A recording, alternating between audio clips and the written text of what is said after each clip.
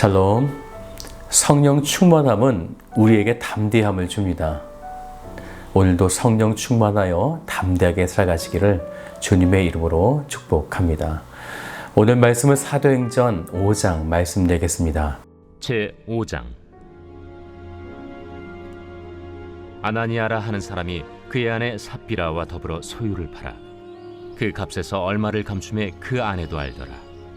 얼마만 가져다가 사도들의 발 앞에 두니 베드로가 이르되, 아나니아야, 어찌하여 사탄이 내 마음에 가득하여 내가 성령을 속이고 땅값 얼마를 감추었느냐? 땅이 그대로 있을 때에는 내 땅이 아니며 판회도 내 마음대로 할 수가 없더냐?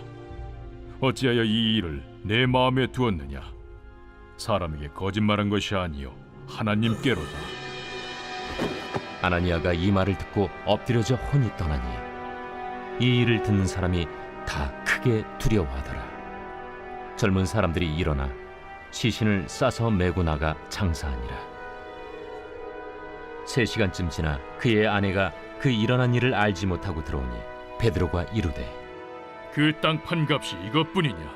내게 말하라. 예, 이것뿐이라.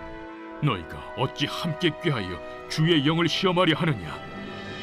보라, 네 남편을 장사하고 오는 사람들의 발이 문 앞에 이르렀으니 또 너를 메어 내가리라. 곧 그가 베드로의 발 앞에 엎드려져 혼이 떠나는지라.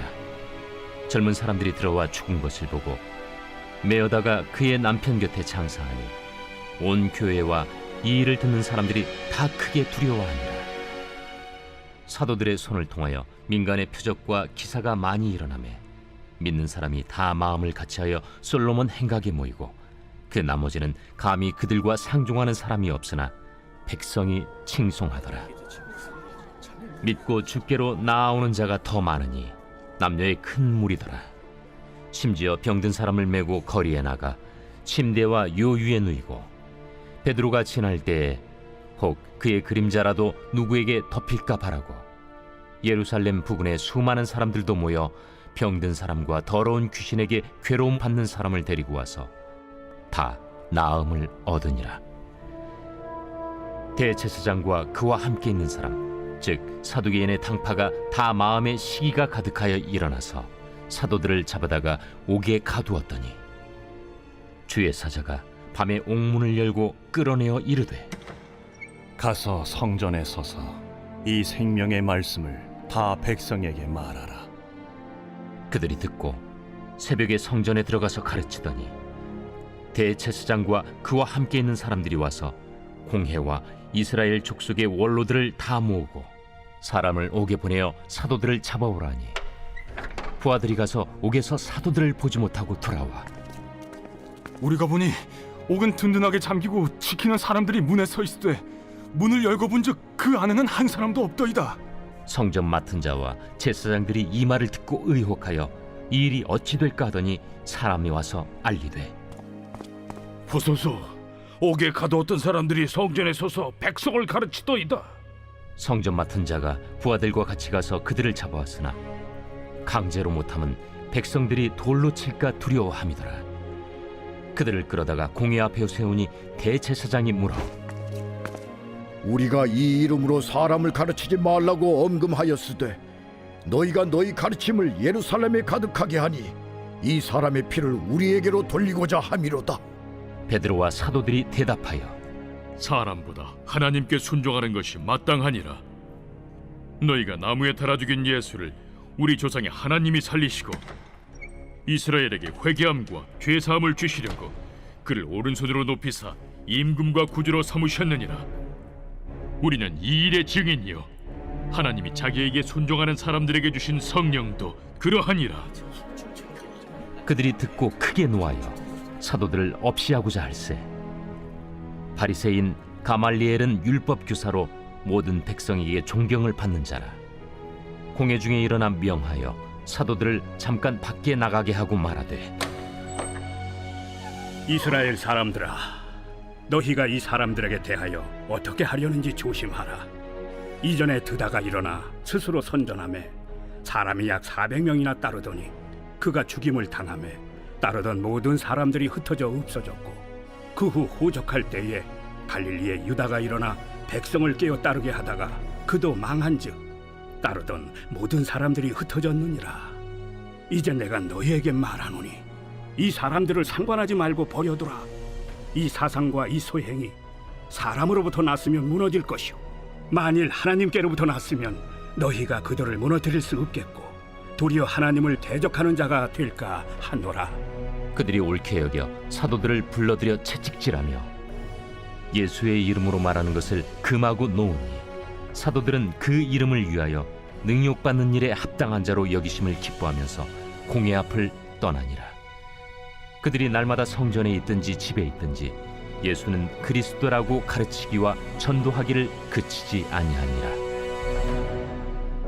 성령 강림 사건 이후에 초대교회는 그야말로 영적인 불이 온 지역에 불타오르는 강력한 경험을 하게 되죠. 베드로를 중심으로 선포된 말씀과 사역으로 하나님의 권능과 뜻이 온 지역의 표적과 기사로 이렇게 나타나게 되면서 그들은 더욱 모였고 기도에 힘썼으며 가르치고 전파하기에 온 열정을 다하게 됩니다. 그런데 이런 강력한 성령의 역사 속에 악한 대적은 교묘하게 이들의 사역을 방해하기 시작했는데요. 그것은 대제사장, 사두개인 또한 성전 맡은 자와 같은 종교 지도자들의 방해였었습니다. 그런데 이것은 외적인 공격이었기 때문에 그들은 담대히 이겨낼 수 있었고 더욱 복음 전파에 힘을 쓰게 되었습니다. 그런데 문제는 초대교회 안, 즉 내부적인 공동체 안에서 성령의 사역을 방해하는 일들이 일어났다는 거죠. 그것이 바로 오늘 사도행전 5장의 이야기인데요. 아나니아와 삽비라, 이 부부의 이야기가 되어집니다. 1절을 같이 볼까요? 아나니아라 하는 사람이 그의 아내 삽비라와 더불어 소유를 팔아. 그런데 그 값의 얼마를 감추고 일부만을 사도 앞에 내어놓게 된 것입니다. 생각해보면요, 자기의 재산을 받아서 자기의 것 중에 일부만을 드렸는데 그렇다면 이것이 왜 문제가 되는가, 문제될 것이 없지 않은가 생각할 수 있습니다. 모든 것을 다 드려야 한단 말인가? 초대교회는 성령 충만했고요. 그들은 모였어요. 물건도 서로 통용했고요. 그렇게 살아가다 보니 개인의 자산을 가질 수가 없었고 모두 다 내놓아야만 한단 말인가, 이렇게 생각할 수가 있을 거예요. 사랑하는 여러분, 하지만 이 부분은 그러한 것을 말하는 것이 아닙니다. 중요한 것은 자기 소유를 팔지 않아도 됩니다. 그리고 전부 바치지 않아도 괜찮습니다. 역시나 일부만 바쳐도 아무 문제가 없습니다. 그런데 왜 아나니아와 삽비라는 일부만을 바치는 문제로 둘 다 죽음을 맞게 되었는가라는 거죠. 3절을 보면 이런 말씀이 있어요. 사탄이 내 마음에 가득하여 내가 성령을 속이고 땅값 얼마를 감추었느냐. 중요한 것은요, 성령을 속였다라는 거죠. 이 부분은 전부를 드릴 것처럼 이렇게 하였지만 그 중에 일부를 감춘 것입니다. 곧 사람을 속인 것이 아니라 하나님을 속였다라는 거죠. 성령이 그것을 모를 리가 없습니다. 이때 베드로는 이렇게 말하게 돼요. 4절을 같이 볼까요? 땅이 그대로 있을 때에는 내 땅이 아니며 판 후에도 내 마음대로 할 수가 없더냐. 무슨 이야기냐면요, 땅을 강제로 팔라고 한 적이 없었다. 전부 다 안 바쳐도 괜찮다. 하나님이 전부를 바치라고 명령한 적도 없었다라는 것입니다. 그런데 제가 조금 전에 말씀드렸던 것처럼 왜 전부를 드린 것처럼 공동체를 또한 성령을 속이느냐라는 것입니다. 그렇다면 이 사건의 핵심은 돈이 아니라 위선과 거짓에 대한 문제가 되었는 것이죠. 성령을 속이는 행위, 그것은 절대로 용서받을 수 없다는 것입니다. 이 사건으로 온 교회와 사람들이 다 크게 두려워하게 됐죠. 그러면 예수 믿는 자들이 축소될 것인가? 아닙니다. 더더욱 그 수가 늘어나게 되는데요. 왜냐하면 성령의 능력이 사도들을 통해서 표적과 기사가 쏟아지고 있었기 때문입니다. 14절을 보세요. 믿고 주께로 나오는 자가 더 많으니 남녀의 큰 무리더라. 이때 병든 사람, 귀신에 걸린 자들이 나오게 되는데 놀랍게도 다 나음을 얻었다, 이렇게 말씀하고 있습니다. 하지만 또다시 악한 대적은 공격하기 시작합니다. 분명 외적인 공격, 내적인 공격 다 실패했지만 그들은 또다시 외적인 공격으로 대제사장들과 사두개인들이 시가 가득하여 이 사도들을 잡아서 옥에 가두게 됩니다. 옥에 가두니 복음을 전하지 못하게 만든 거죠. 그런데 사랑하는 여러분, 지금은 성령의 역사가 강력하게 일어나고 있어요. 곧 하나님의 권능과 뜻이 펼쳐지고 있다는 거죠. 그렇다면 누가 막을 수가 있을까요? 역시나 19절부터 20절 말씀을 같이 볼까요? 주의 사자가 밤에 옥문을 열고 끌어내어 이르되 가서 성전에 서서 이 생명의 말씀을 다 백성에게 말하라 하매. 네, 무조건 복음 전파입니다. 아무도 막을 수 없다라는 거죠. 이 일을 보고 종교 지도자들은 이들을 막을 수 없다는 것을 깨닫게 됩니다. 그래서 27절을 같이 볼까요? 그들을 끌어다가 공회 앞에 세우니 대제사장이 물어. 네, 그래서 이르되 예수의 이름으로 가르치지 말라, 이렇게 그들을 권고하게 되어집니다. 하지만 사랑하는 여러분, 베드로와 사도들은 두려울 것이 없었어요. 그래서 이렇게 말하죠. 사람보다 하나님께 순종하는 것이 마땅하다라고요. 그러면서 이들이 어떤 고백을 한지 아십니까? 30절과 31절 같이 한번 읽어봅시다. 너희가 나무에 달아 죽인 예수를 우리 조상이 하나님이 살리시고 이스라엘에게 회개함과 죄사함을 주시려고 그를 오른손으로 높이사 임금과 구주로 삼으셨느니라. 아멘.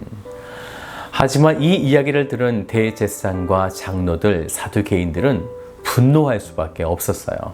그래서 사도들을 죽이려고 하는데 이때에 사도 바울의 스승으로 잘 알려진, 또한 당시에 사람들에게 존경받고 있었던 바리새인이면서 율법 교사인 가말리엘이 그들 앞에 서서 이렇게 말하게 됩니다. 38절을 같이 볼까요? 이 사상과 이 소행이 사람으로부터 났으면 무너질 것이요 만일 하나님께로부터 났으면 너희가 그들을 무너뜨릴 수 없겠고 도리어 하나님을 대적하는 자가 될까 하노라 하니, 이렇게 말하면서 이들의 일에 상관하지 말라라는 거죠. 이때 그들도 이 말에 옳게 여기게 되면서 이렇게 판결하게 됩니다. 너희들은 이제 예수를 전하지 말고 그리고 이제 채찍을 맞아라, 이렇게 판결을 내리게 됩니다. 그런데 어떻게 된지 아십니까? 41절을 보세요. 사도들은 그 이름을 위하여 능욕받는 일에 합당한 자로 여기심을 기뻐하면서 공회 앞에 떠나니라. 예수의 이름을 위해 능욕받는 일에 쓰임받았다는 것에 기뻐하였다라는 것입니다. 그리고 그들은 더 예수 그리스도를 힘써 전하며 전도하기를 그치지 아니하였다, 이렇게 말씀하고 있습니다. 사랑하는 여러분, 교회 안에 성령 충만함이 왜 필요할까요? 반대로 성령 충만하지 않으면 교회는 어떻게 될까요? 저는 우리 교회가 성령 충만해지기를 기도합니다. 하나님이 우리에게 주신 시대적인 사명을 붙들고 더 힘있게, 더 열심히 가르치고 전파하게 되기를 기대합니다. 성령 충만하십시오. 그래서 날마다 기도하는 우리 교회가 되기를 주님의 이름으로 축복합니다.